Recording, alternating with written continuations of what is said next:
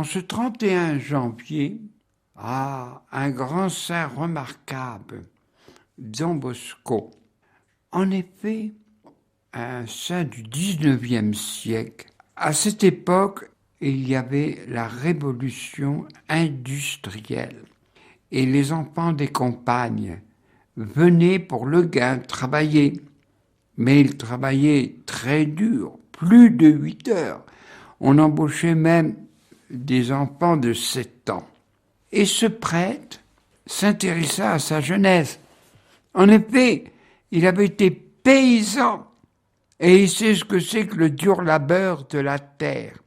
Mais ces enfants qui venaient à la ville de Turin, comme les grandes villes telles que Milan, telles que Paris, telles que Lyon et bien d'autres.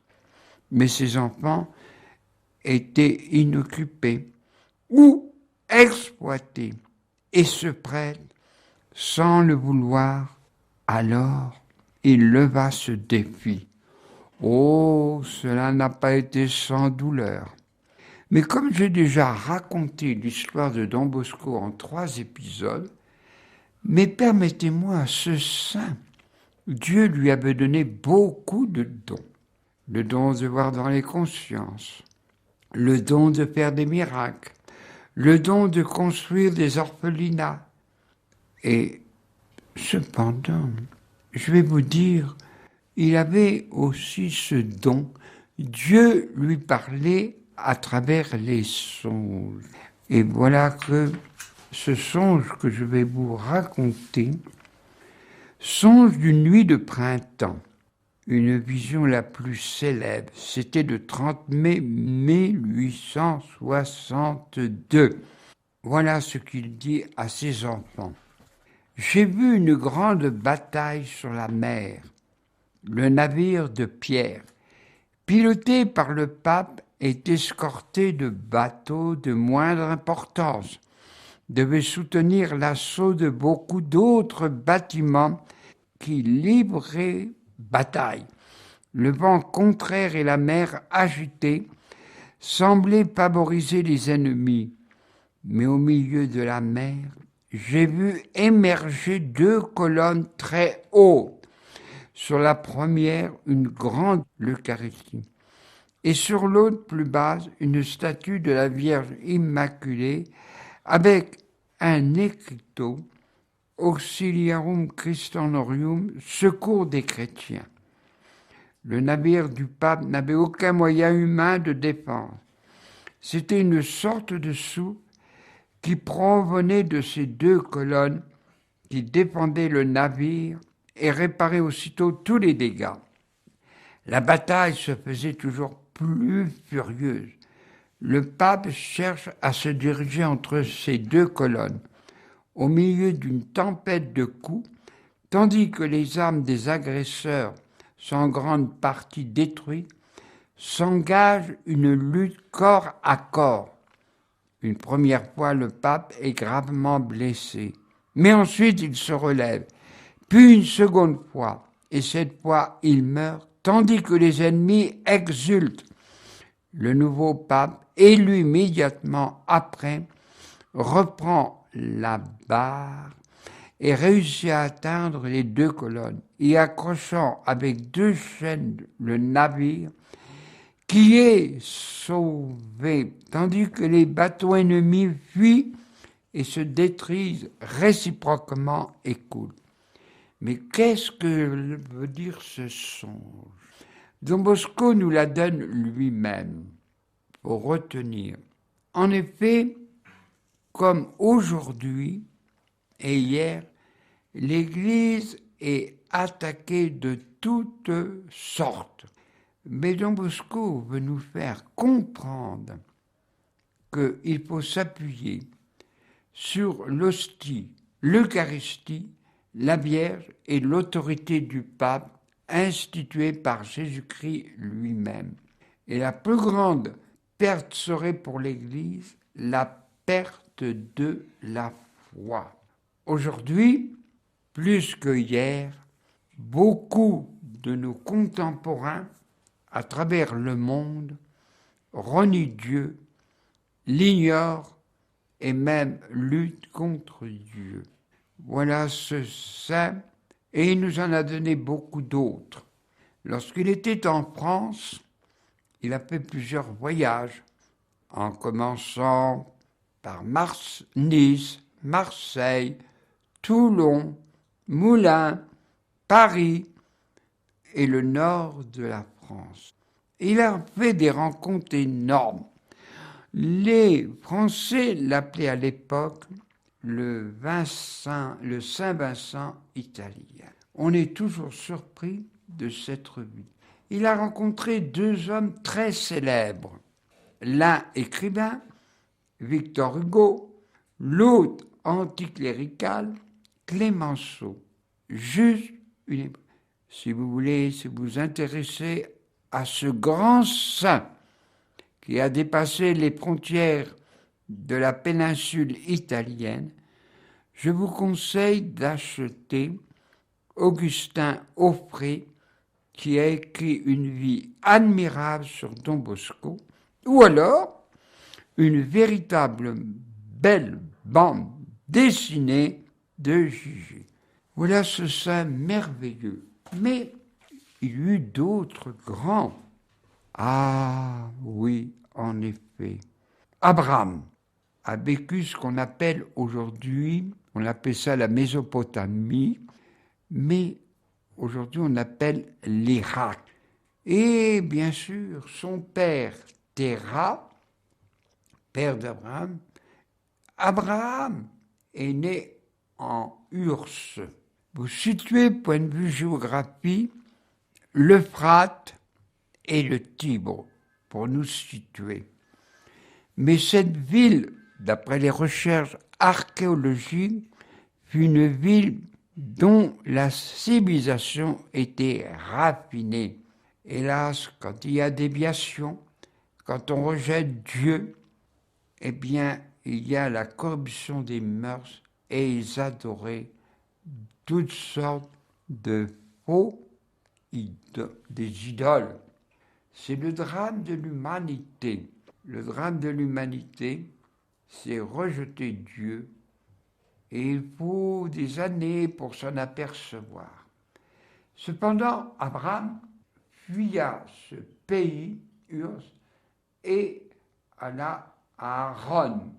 Cependant, cet homme était droit. Alors on le sera au ciel. Toute la généalogie de Abraham revient longtemps, mais ce n'est pas daté de Noé. Cependant, Abraham eut une voix de Dieu. Quitte ton pays, la maison de ton père, ce pays que je t'indiquerai en toi, seront bénies les nations de la terre. Et bien sûr, Abraham, avec son neveu Lot, partit. Ils longèrent l'Euphrate pour nourrir les troupeaux, car comme vous savez, au bord des fleuves, il y a ce qu'il faut pour nourrir les animaux, l'herbe et autres, et surtout l'eau. Et là, Abraham fut appelé par Dieu. Je répète, en toi seront bénies les nations de la terre. Et lorsqu'ils arrivèrent, avec plusieurs temps, menaient un troupeau, Abraham avait son troupeau, son épouse Sarah et Lot son neveu. Mais cependant, les serviteurs d'Abraham et de Lot se battaient car les troupeaux grandissaient. Et Abraham, un homme juste, un homme droit, écoute, si tu veux aller à droite, je serai à gauche. Si tu veux aller à gauche, j'irai à ta droite. Tu vois dans cette vallée. Et Lot avait l'œil. Il dit, je choisis les terres où il y a abondance et tout. Eh bien, lui dit Abraham, je choisirai l'autre terre. Ainsi, il ne faut pas nous batailler et tout. et il choisit près de Sodome et Gomorrhe, qui, à l'époque, était une terre fertile. Retenez bien, terre fertile. Cependant, Lot eut quelques ennuis.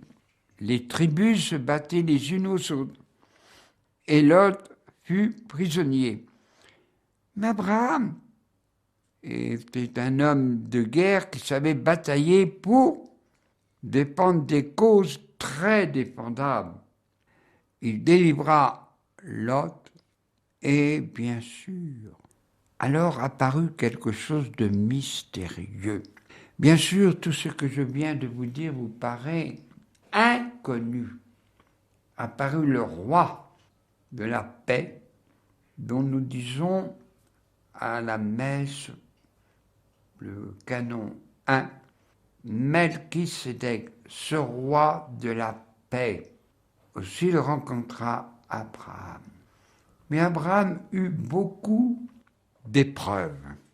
En effet, Sarah a été avancée en âge et n'avait pas d'enfant.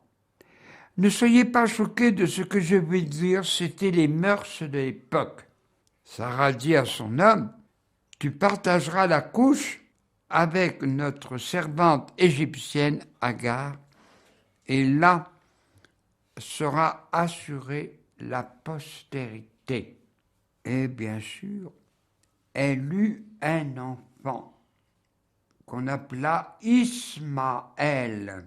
On ne peut pas juger, mais je le raconte d'une façon historique. Sarah n'avait pas confiance. Ça peut nous arriver aussi, ne soyons pas des juges. Et voilà que l'événement arriva. Il y avait 3 hommes sur le chêne de Mambré, et Abraham, un homme de grand cœur, un homme de justice, et c'est une coutume dans les pays d'Orient d'accueillir. Messieurs, je vais vous préparer un bon repas. Attendez ici, sous le chêne. Et le temps qu'ils préparaient le repas, les serviteurs, un des 3 personnages parla et dit, « Nous reviendrons dans un an. Sarah aura un enfant. » Elle était dans la tente et souriait et dit, « Ah, moi je suis en âge très avancé et mon homme, mon époux, c'est pareil. » Toutefois, au bout d'un an, eh bien Sarah, contre toute attente, elle eut un enfant, Isaac, l'enfant du sourire. Je ne raconte pas les raisons, mais je dis simplement, faut pas accuser, Sarah n'avait pas confiance et Dieu voulait de sa chair l'enfant. Vous savez que dans la Bible, beaucoup de femmes étaient stériles et par leur foi en Dieu, elles eurent un enfant comme le petit Samuel, à travers, je l'ai déjà raconté. Aussi, Abraham eut à intervenir. En effet, Dieu dit à Abraham, le père des croyants, voilà ce que veut dire le nom, père des croyants. Cette région, cette ville, Sodome et Gomorrhe, font des péchés contre nature. C'est ce qu'on appelle aujourd'hui l'homosexualité. Homme, homme, femme, femme. Et pour Dieu, même pour les gens bien sensés, c'est horrible. Je dirais ça aujourd'hui, on dirait, mais Martin, vous êtes à côté de votre plaque, les lois sont votées, tout. Ah ben, voter ou pas voter, moi je me fie à ce que Dieu dit, non, non. C'est contre nature. Et même les gens de bon sens, comme les paysans, non, c'est contre nature. Et bien sûr, Dieu dit, je vais détruire ces deux villes. Et Abraham fut un médiateur intervenant. Mais s'il y en a 50, s'il y en a 40, s'il y en a 20, s'il y en a 10, est-ce que tu enverras la malédiction? Non, mais il n'y avait aucun juste, sauf Lot et sa femme. Et bien sûr, Sodome et Gomorrhe, ces villes prospères, eh bien, il y eut, c'est les archéologues, je répète, il y eut un tremblement de terre et la mer morte qu'on dit s'est apaisée et il tomba du ciel dessous qui rendit cette mer stérile. Cela vous paraît drôle, mais quand Dieu punit l'homme, ce qu'on appelle dans la Bible une malédiction, Dieu veut sauver le reste de l'humanité, car le péché trop fort entraîne la destruction de l'humanité. Aussi, son fils. Alors je raconte cette chose qui va vous effrayer, mais il faut comprendre et on a du mal à comprendre. En effet, Abraham, aux alentours, surtout les Cananéens et d'autres peuplades, même à Our, il sacrifiait l'enfant, le premier-né, l'aîné, sous prétexte qu'il y aura la fécondité des récoltes. Et Dieu dit à Abraham, ton fils Isaac, tu vas me l'offrir. Et Abraham obéit. Ah ça paraît étonnant. Obéit. Et il emmena à son fils du bois pour allumer le feu. Et là, il commença le geste du sacrifice. Alors quand tu pioches dans la Bible, mais il faut drôlement piocher, Abraham et Isaac étaient d'accord.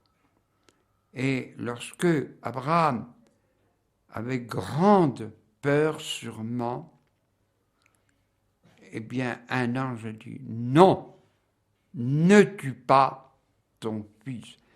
C'est à partir de ce moment que les hommes étant égarés dans les erreurs d'offrir un enfant, le premier-né, s'arrêta, les crimes odieux, mais cela ne s'arrêta pas du jour au lendemain.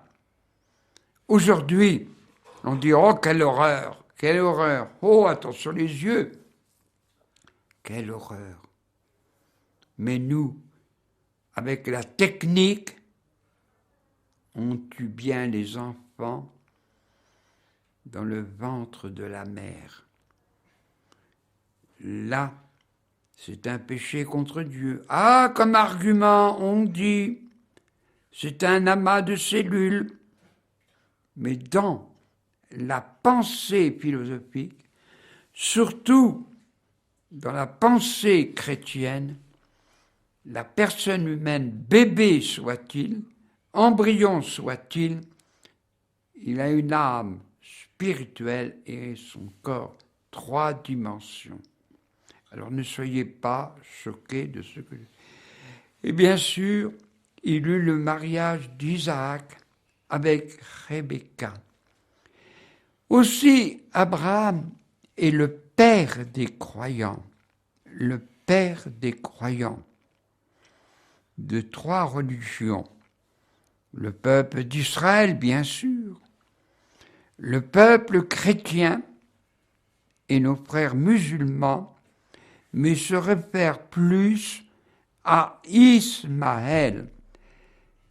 Même si on a des enfants un peu de ci, de là, d'une façon irrégulière, Dieu aime cet enfant qui deviendra un homme. C'est tout le grand mystère. Vous me direz, mais le bon Dieu, il avait qu'à interdire. C'est facile à dire.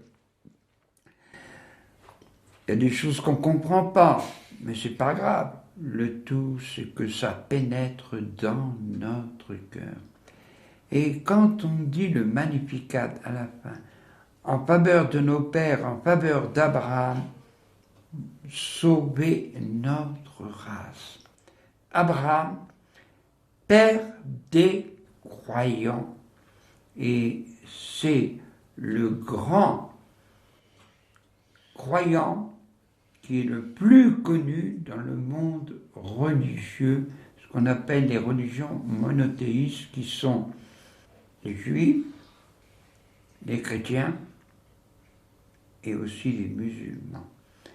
Voilà en quelques mots Abraham, un homme qui crut en Dieu, même avec toutes les difficultés qu'il a eues, il n'a jamais perdu espoir. Et il continua, je quitte ton pays, la maison de ton père, Téra, ce pays que je t'indiquerai. En toi seront bénies les nations de la terre. L'aventure des croyants n'est pas terminée.